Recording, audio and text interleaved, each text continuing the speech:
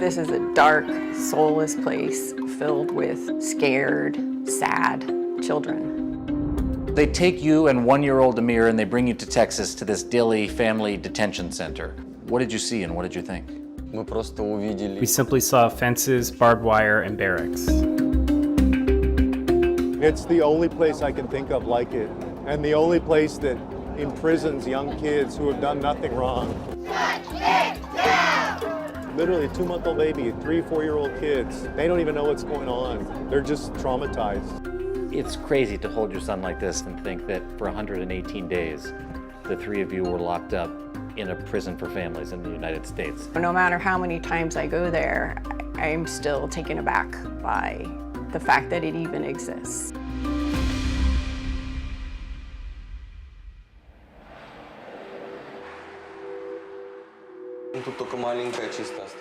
Alsu and Azat say they fled Russia last year, fearing that their opposition to the war in Ukraine would cost them everything. What would have happened if you would have stayed in Russia?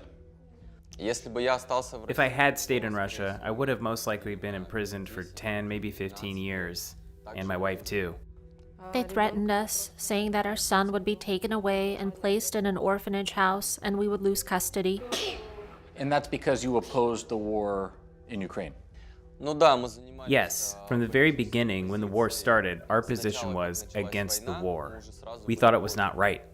For weeks, they say they planned their escape in secret, selling their business, packing their bags, and leaving behind the life they had built. On September 23rd, 1 month after leaving Russia, they arrived at the San Ysidro port of entry in California and asked the United States for asylum. What happened next, they say, was nothing short of a nightmare. We asked them, "Are we going to a detention center?" They said, "Yes, you're going to the family center. You'll be safe there." Naturally, we were happy. We thought, that's it. They're finally releasing us from Border Patrol custody. We'd be able to wash up and get something to eat because we haven't eaten anything for 5 days. They were sent to the Dilley Immigration Processing Center. These are the barracks. That's where you were sleeping. 1 and 2. The largest immigration detention center for families in the country, a place plagued by allegations of mistreatment, medical neglect, and unsafe living conditions. Alsu and Azat say they witnessed it all.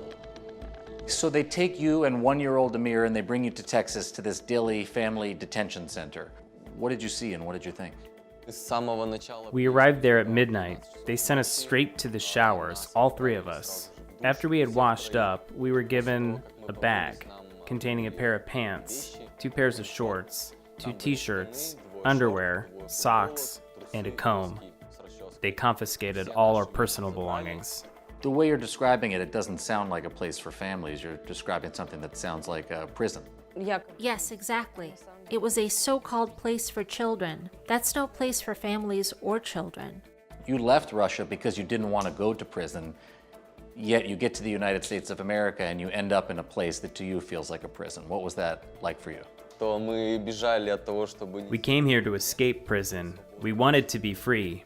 But once we arrived in America, we spent 4 months in detention. 4 months in detention. 118 days, to be exact. Gotcha! It's crazy to hold your son like this and look at this beautiful child in the face and think that for 118 days, the 3 of you were locked up in a prison for families in the United States. I cannot imagine what it was like for you. It was very hard not knowing when they would let us go, where we would go, or if they were going to deport us. Instead, they were released under supervision, a reminder that the uncertainty continues. Oh, your ankle monitor is vibrating. What does that mean? Charger. It needs to charge. Yes. Because if it goes off, what happens? Need more touch. Because it's wondering where you are. You're being tracked by ICE. Yes. The detention of migrant families, including children, is not unique to this administration. But under Trump 2.0, the number has risen sharply. According to data analyzed by MS Now and the Marshall Project, at least 500 children, 3 and younger, have been detained by ICE since Trump returned to office in 2025. In fact, between last March and the most recent date with available data, not a single day has gone by without any babies or toddlers in detention. On an average day, 25 children aged 3 and younger are being held in immigration custody. And many have been held longer than the 20-day limit established by the Flores Settlement Agreement, the 1997 landmark case that set national standards for the treatment of children in immigration custody. Amir was one of them. He even marked his second birthday in detention. It probably wasn't much of a celebration, was it? There was no birthday cake, no celebration of any kind, no photo. It was very painful for us as the parents of a 2-year-old. It's true that when you wanted to give him toys, you made him toys out of rocks? Yes, the only things he had to play with in there were rocks, sticks, and sand. Since Dilley reopened in April of 2025 after being shuttered by the Biden administration, parents have shared dozens of sworn declarations with lawyers advocating for children's rights, describing the horrors children are enduring. One parent wrote, "Children scream and chew their nails. Many have regressed to wetting the bed again." In her own declaration, 2 months after being detained, Alsu wrote, "I am worried about my son and the effect of detention on him. He has become very aggressive. We are seeing him also start hitting himself in the face." What's it like as a mother to watch your 1-year-old son go through that, to change, to behave in that way? That was the hardest part. For those 4 months, all we thought about was our child, because as for us, we could have just sat there. Nothing terrible would have happened to us. But the fact that our child spent those 4 months sitting and sleeping under the lights, that was what truly drained us, both mentally and physically. But what haunted them the most was the lack of clean water and child-appropriate food for Amir. So eventually they say they had to hide food to survive. They gave us dry cereal for breakfast. I'd stuff that into my hood or into my socks. We had these specific kinds of socks. That's where I'd stash it. We'd steal beets. We'd steal beets too, and rice. We also wrapped nuggets and napkins. They say they were also retaliated against for demanding better food for their child. An officer turned on the translator and told us that we were treated well, fed well, and that we were being held together. But if we kept complaining and asking for food, especially if we complained in front of other people, then they would separate us, put me in solitary confinement, and send my wife to another state, and send our child to a foster family. All because you wanted him to have edible food. Yes, I actually have a formal complaint against this person. I think it's somewhere in my papers. MS Now and the Marshall Project reached out to the Department of Homeland Security about these allegations, but the agency declined to answer specific questions after we refused to provide identifying information about our sources. DHS and ICE spokespeople did, however, provide statements dismissing the broader claims against Dilley as media lies and saying conditions are safe, humane, and family-friendly. We also reached out to CoreCivic, the private company that operates Dilley. In a statement, the company says it maintains age-appropriate accommodations and supplies to support the health, safety, and well-being of infants and toddlers. The Trump administration says that conditions inside Dilley are safe and secure and families are well taken care of. Are they lying to the American people when they say that? I would say if you put the Trump family in that detention center, he wouldn't say it is all that great in there. How long do you think he would last inside of a detention center like that? I don't think he can survive 20 days. Leecia Welch is chief legal counsel for children's rights and one of the attorneys of the Flores Settlement Agreement. How would you describe Dilley to people who have not been inside? I mean, it's a prison. It's also very surreal because nobody expects to see children in prison. We don't expect to see toddlers and babies in prison.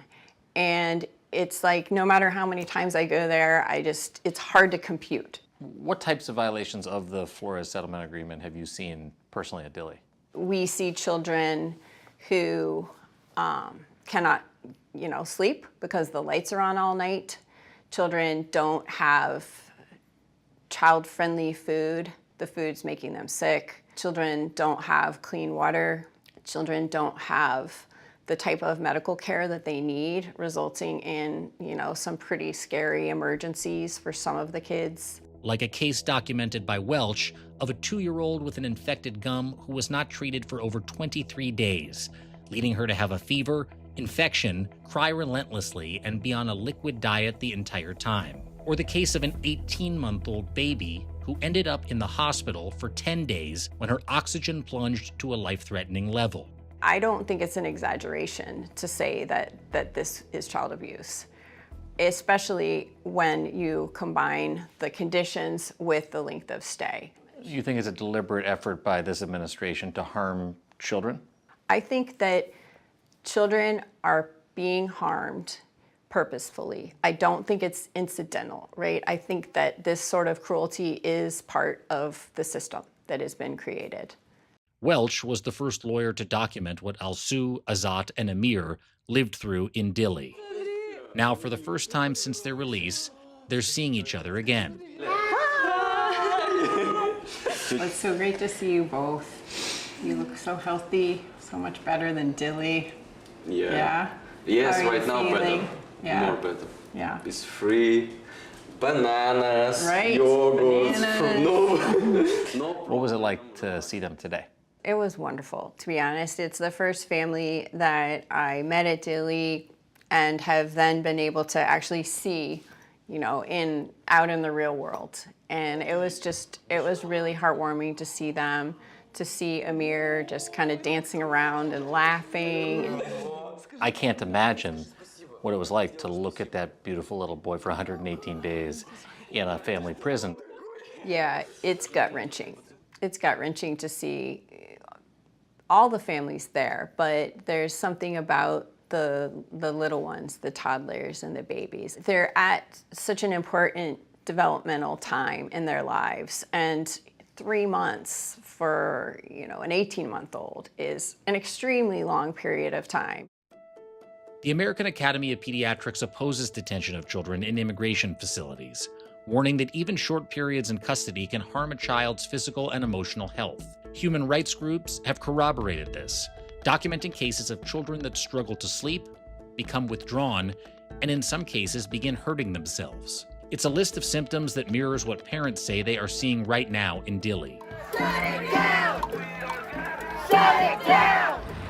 But as the administration doubles down on mass deportation and detention as a tool to deter immigration, getting these children out is not an easy task. Hey everyone, we're like 10 minutes out from Dilley. Some are trying anyway. First of all, thank you everybody for driving, for taking a plane to come here. We're going to Dilley, and this is the only place in the country where they're sending families with kids to be detained. And the first time I came here during the second Trump administration, they told me something that stuck with me, that there isn't a single criminal at Dilley. So the adults and the kids that you meet, nobody has a criminal record.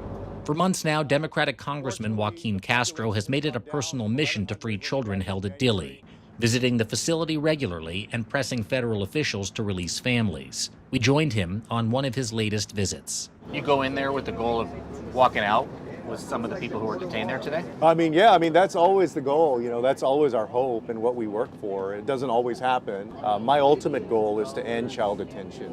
I don't think any of these innocent kids should be in detention. We're talking, we're on this nice bus, we're here with your fellow members of Congress, but we're heading to a jail for parents and children in the United States of America. It is crazy to think about.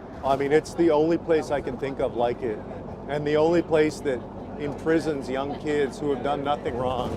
Literally a 2-month-old baby, 3, 4-year-old kids. They don't even know what's going on. They're just traumatized. Welcome to Dilley Immigration Processing Center. Journalists are barred from entering the facility. I'm about as close as you can get without getting inside to Dilley, the family prison run by Core Civic. So we waited outside for the Congressional delegation to come out to share what they saw. What'd you see? Oh, just, the devastation and the trauma for those kids. And some people I've seen a few times now, and you can kind of see this hope fading away from them. And they'll say, oh, I was here last time you came, and I talked to your office, but I'm still sitting here for 4 or 5 months. And so it's with the kids especially, it's really hard to see. How are the conditions today compared to when you've been here before? Well, there's less people right now, but it's still They try to pack 12 people per room. Folks were still complaining about the food. You know, and one of the women said that something medically is not considered an emergency unless you're bleeding. It's what, around 300 people that are in there now? Yeah, 390 people or so that are in there. What do you make of that number versus the, over 1,000 the first time you came in here? Well, first, I'm glad that it's gone down from 1,100 now to 390 or so, but you still have 93 kids who are in this trailer prison, who are being traumatized every single day, that will remember this for the rest of their life. Back in California, Alsu, Azat, and Amir are attempting to rebuild their lives. Though what they remember from Dilley refuses to stay in the past. We think about Dilley every single day. We are traumatized. We got psychological traumas ourselves. Their asylum case is still pending, but they are thankful to be free and to have what seemed impossible in detention: clean water, healthy food, and a safe place for their son to do what every 2-year-old should be able to do: be a child. We're glad he started talking again after we were released. He started using the toilet. Of course, he's wearing a diaper right now, but generally speaking, he does use the toilet. He doesn't get sick anymore. Thank God. I don't believe that any child should be in detention, and so we're going to keep working at that. We're going to keep pressing these cases. We celebrate every release. Every release we hear about, it's a joyous moment.